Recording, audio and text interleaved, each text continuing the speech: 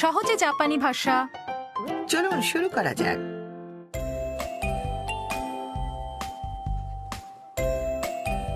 たくさんありますね。すごいでしょ。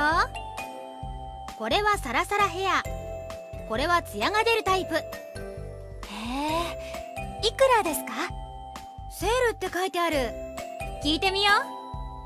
すみません、このドライヤーはいくらですか9900円です。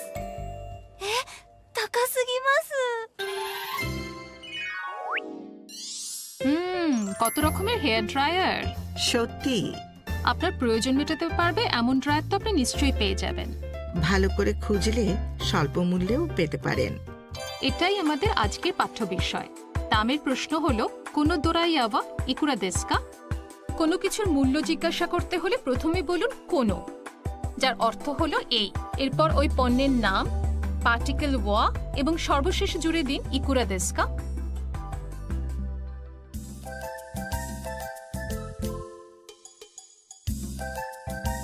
この飴はいくらですか？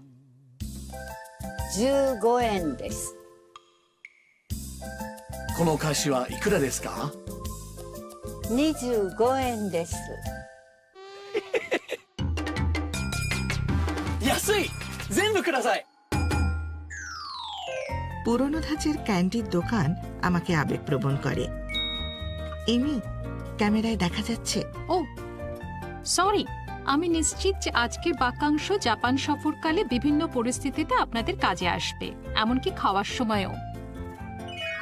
এবার তাহলে উচ্চারণ অনুশীলন করা যাক। কোনো দোরাইয়া ওয়া ইকুরা দেসু কা? কোনো দোরাইয়া ওয়া ইকুরা দেসু কা? ট্রিপটিক। টাকা কথা বলে। জাপানের ধাতব মুদ্রা বা কয়েন চালু আছে 6টি মূল্যমানের: 1, 5, 10, 50, 100 এবং 500 ইয়েন। জাপানে 4টি কাগজের নোট রয়েছে: 1000, 2000, 5000 এবং 10,000 ইয়েন।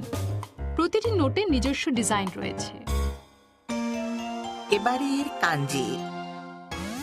একটু আগেই আপনি এটা অনেক দেখতে পেলেন। এবারের কাঞ্জি এন, অর্থ ইয়েন বা জাপানি মুদ্রা। কাঞ্জি দেখতে পেলে খেলার ছলে তার অর্থ এবং উচ্চারণ খুঁজে বার করুন। সহজে জাপানি ভাষা দেখতে থাকুন। গাম্বাত্তে!